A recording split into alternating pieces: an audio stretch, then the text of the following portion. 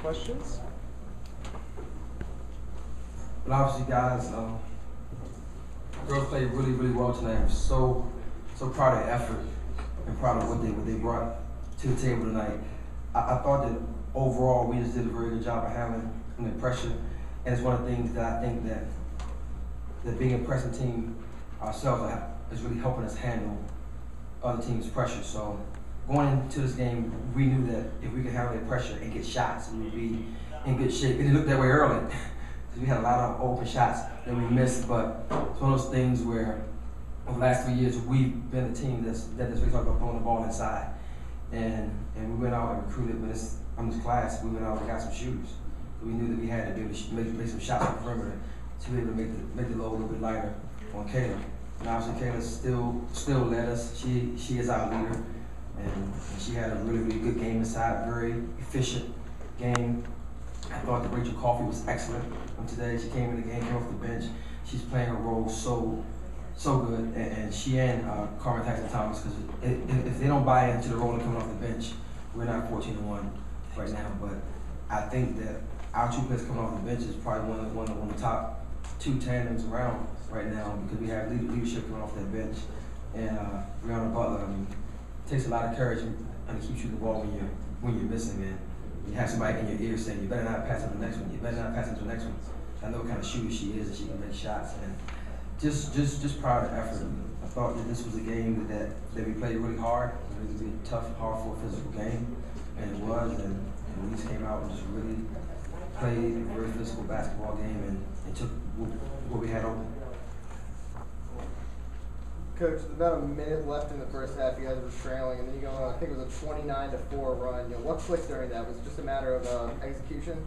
Well, we had open shots, and there was one time out when Vaughn said to me, we're wide open, so let's not get to a point where we tighten our kids up and start trying to run different stuff. We ran one play the whole night, and we were wide open. So we just made sure that we kept the full spread and just kept taking the shots that were open. And it's not really me. I mean, our kids are just competitors. And at some point, it's just about doing what you do and making shots and being aggressive, and they did that tonight. Coach, you were looking at 28% in the first half in shooting, and then you come out with 53% in the second half. What did you say to the team at halftime? I said, you're wide open, shoot the ball. I really did. I said, you're wide open, shoot the ball.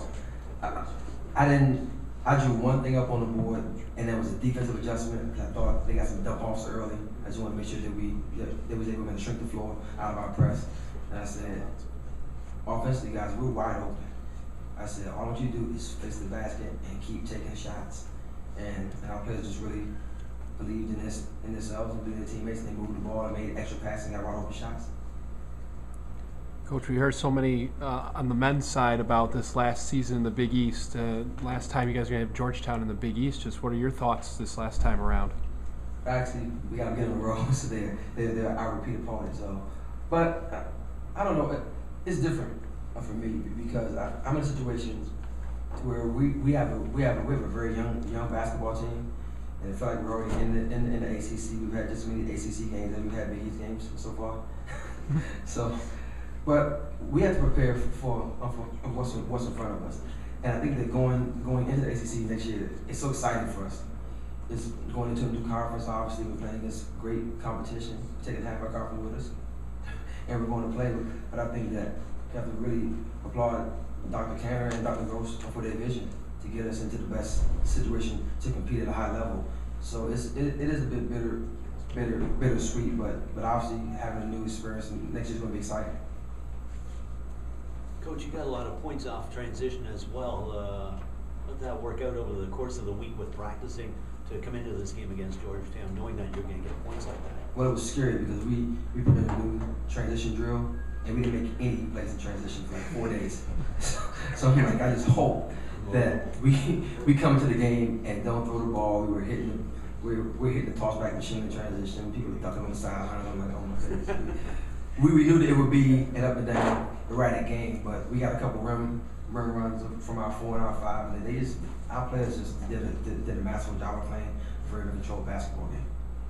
5, nearly 6 players in double digits here. I mean, what does that say about you guys, and is you have to get wins like this? But obviously, we understand that the balance is very important for Kayla. We always talk about it. If we can get Kayla going and get her easy, clean looks, she's going to have very high percentages in the paint because she is a very, very big kid that can stand in the paint and get strong power moves. So we have to have balance. We can't let teams start to collapse on us, and that's where you get to the point. First half, we were 3 for 22 shooting, and you can very easily get to the point where you say we got to stop shooting so many threes. And I just want to say, keep shooting. You have to shoot the ball. You're gonna make them face the basket, shoot the ball with confidence, and knock it down. And that's what they did. Coach Sugar Rogers comes into the game leading the nation in scoring, over 5 of 21 today. Was it a focus to slow her down? Absolutely. Yeah. It's scary when you watch her play because she's a shot maker. She makes great shots. I mean, she makes tough shots. I think the last shot she made, which was that scoop shot that Lane, is like she's gonna find a way to get a bucket. And she's a great player. She's great for our league. She's great for women's basketball, and she's fun to watch. Except for like 2 times a year when we play her, she's a remarkable player. And I think that when you look at a kid that a team keys on that much every night, and for her to keep her head and play that composed and not get flustered and frustrated, that gives the kid a lot of credit. She's really wise beyond her years. She's a great player. And what does it say about your defense that you're able to pretty much shut her down for most of the game? And then also, no one else really. They went, I think, 9 minutes in the second half. They had 4 points. What does it say about your defense to be able to stop everyone? Well, it's a matter of us playing our principles. I went back and forth. That's a hard part. We have a week off in between the game, and you can put together like 9 different game plans and say, how about we just do the one we've been doing to be 13-1?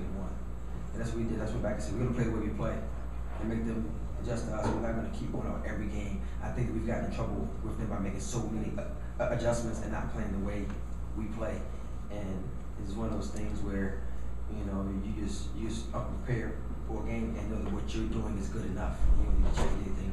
Just rebound the ball, take care of the ball, and make some shots, and you'll be fine. All right, thanks.